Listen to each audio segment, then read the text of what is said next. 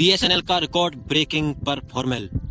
जियो और एयरटेल के रिकॉर्ड और घमंड दोनों चूर चूर। ज्योतिरादित्य सिंधिया, भारत के टेलीकॉम मिनिस्टर ने कर दिया 6G का वादा। दोस्तों, बीएसएनएल में एक नया युग आ चुका है, एक नई क्रांति। और ये हम यूं ही नहीं कह रहे, ज्योतिरादित्य सिंधिया ने ऐलान कर दिया है कि अब बीएसएनएल को घाटे में नहीं जाने दिया जाएगा। बीएसएनएल के साथ सरकार का हाथ हमेशा रहेगा।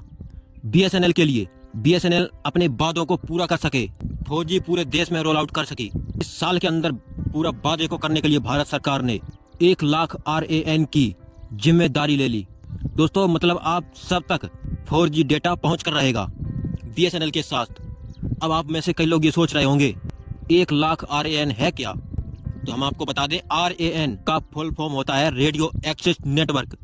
यानी कि आप मान के चलिए 1 लाख के तकरीबन टावर तो लगेंगे, लेकिन रेडियो नेटवर्क भी 41 होगा, ताकि देश के अंदर 4G बीएसएनएल के माध्यम से सस्ते दामों में बेहतर कनेक्टिविटी के साथ और कंसिस्टेंट टावर तोड़ 4G नेटवर्क के साथ आप और हम तक पहुंचेगा। ये बात मान लीजिए। देखिए, 5G ठीक है, 5G आ चुका है और देश के बड़े शहरों में लोग इस्तेमाल कर रहे हैं। लेकिन दोस्तों, 5G मोबाइल्स अभी पूरे देश के जनता के पास नहीं है, और पूरे देश की जनता उस प्रकार की रिच अमीर नहीं है जो हर महीने नया मॉडल आया फोन का तो खरीद लिया। हमारे देश में 90% आबादी ऐसी है जो घर का तिनका बचा करके घर की जरूरतों को लिए सेव करके रखती है। ये लोग कपड़ों की तरह मोबाइल चेंज नहीं करते। हमारे देश के अंदर अभी भी 4G मोबाइल फोन्स की तादाद 5G मोबाइल फोन से ज़्यादा है। तो 4G टेक्नोलॉजी अगर आ गई, बीएसएनएल ने अच्छी स्पीड दी, कनेक्टिविटी दी, तो जियो एयरटेल के नेटवर्क को मात दिया जा सकता है। ये बात आप समझिए। तो RAN जिसकी हम बात करते हैं, radio access network, 1 lakh radio network access, जरा सोच के देखिए। 1 लाख मोबाइल टावर, जरा सोच के देखिए। इससे देश के कोने कोने तक के नेट पहुंचेगा। बात आती है 6G की। ज्योतिरादित्य सिंधिया ने एक नए युग की जो है नींव रखने का वादा कर दिया। कैसे, अब आपको बताते हैं। देखिए, सरकार ने सबसे पहले बीएसएनएल जो कि सरकारी एजेंसी है, उसके ऊपर में जो एक मॉनिटरिंग कमेटी बैठा देने की बात कही है।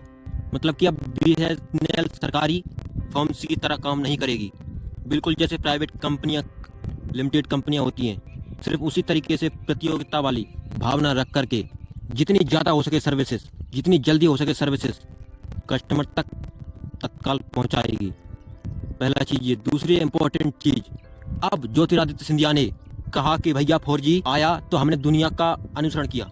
कहने का मतलब 4G दुनिया में पहले अलग अलग लॉन्च हो गया था, बाद में भारत के अंदर आया, तो जो टेक्नोलॉजी वहाँ थी हमने वहाँ से हमने मांग ली, ले ली, चला लिया। 5G आया तो हमने हमारे देश के अंदर, जैसे दुनिया में 5G आया, हमने भी थोड़ा समय के बाद में 5G देश के अंदर लॉन्च कर दिया। लेकिन 6G टेक्नोलॉजी के लिए साफ साफ ज्योतिरादित्य सिंधिया ने ये वादा किया है कि अब हमारे देश के अंदर देश के जो टेलीकॉम इनोवेशन इंस्टीट्यूशन है, यानी कि वो इंस्टीट्यूशन हमारे इंडी कर रहे हैं, रिसर्च डेवलपमेंट कर रहे हैं टेलीकॉम के सेक्टर में, नई नई टेक्नोलॉजी के ऊपर, उसकी मदद ली जाएगी। कौन कौन से वो संस्थान हैं, ध्यान से सुनिए। Centre for development of telematics, C. ये जो इंस्टीट्यूशन है, इसके ऊपर पूरा कारोबार रहता है कि state of the art telecom में टेक्नोलॉजी डेवलप करे। भारत की खुद की स्वदेशी, किसी देश से लाई हुई नहीं, वो सिर्फ भारत की। आपको बता दें, ये C. है, central of development telecom. Bharat में 1984 से काम कर रहा है। गवर्नमेंट ऑफ इंडिया की एक नई NITT है, इसे काम दे दिया है कि इसे टेक्नोलॉजी लाने की, जो टेक्नोलॉजी चाहिए वो भारत के अंदर विकसित कर ली जाए। और 6G जैसे ही आए भारत के अंदर, तो इस टेक्नोलॉजी को, तो इसे भारत में डेवलप करके भारत में इसके संचार को इतना बढ़ा दिया जाए। देखिए भैया, छोटी बात नहीं होती है। 140 करोड़ जनता का देश है हमारा भारत। अगर भारत ने 6G टेक्नोलॉजी पूरे देश में रोल आउट कर दी भारत के अंदर, आप समझिएगा, तो इससे दूसरे देश डेफिनेटली भारत के पास आएंगे कि तुम कौन सी टेक्नोलॉजी इस्तेमाल कर रहे हो, कैसे तुम्हारी सरकार ने इतनी बड़ी टेक्नोलॉजी देश के कोने कोने तक पहुंचाई। तो फिर टेक्नोलॉजी देश सस्ती हो गई, तभी आपकी सरकार ने इन्वेस्ट कर पाई और लोगों तक पहुंचा पाई। ये टेक्नोलॉजी हमें भी चाहिए। टेक्नोलॉजी एक्सपोर्ट की फील्ड में आगे बढ़ जाएगा भारत। तो C. को पूरा समर्थन देने की बात कही है ज्योतिरादित्य सिंधिया ने, और इसको स्ट्रेस देकर बताया कि अब देश के अंदर टेलीकम्युनिकेशन के चक्कर में हम फॉलो नहीं करेंगे दूसरे देश को, हम नया एग्जाम्पल सेट करेंगे। तो अब 6G के लिए कमर कस लिया भारत सरकार ने और बीएसएनएल के, और इसके ऊपर बहुत कुछ है। और एक और फॉर्म है जिसको नाम हम आपको बताना चाहेंगे, तेजस नेटवर्क। तेजस नेटवर्क दोस्तों भारत के अंदर एक ऐसी प्राइवेट कंपनी है जिसने भारत में ऑप्टिकल नेटवर्क बिछाने का काम किया है। भारत छोटा मोटा देश नहीं है। भारत में पहाड़ भी हैं, रेगिस्तान भी है, मैदान भी हैं और जंगल भी हैं। ऐसे इलाकों में दोस्तों पूरे भारत में नेटवर्क फैलाने की बात। अब देखिए, तेजस नेटवर्क ने सिर्फ BSNL का केवल नहीं डाला, इसने जियो का डाला, एयरटेल का डाला, VI का डाला। जितनी कंपनियां आज तक हुई उन सब का डाला है। सबका मार्केट प्ले रखी आज की तारीख में। इंटरनेट केबल बिछाने का काम तेजस नेटवर्क के पास में है। ये भी जो है C.डॉट के साथ कंधे से कंधे मिलाकर चलेगा। इसके पास जो डेटा है, टेक्नोलॉजी है, C.डॉट नई टेक्नोलॉजी डेवलप करेंगे। दोनों मिला के भारत के अंदर 6G को एकदम जितनी जल्दी हो सके दुनिया में 6G टेक्नोलॉजी तीसरे देश में लाने की लागू हो, तो भारत के अंदर भी सेम पीरियड या थोड़े से अंदर आल के भी डेवलप करने की बात कही जा रही है, पहुंचाने की बात की जा रही है।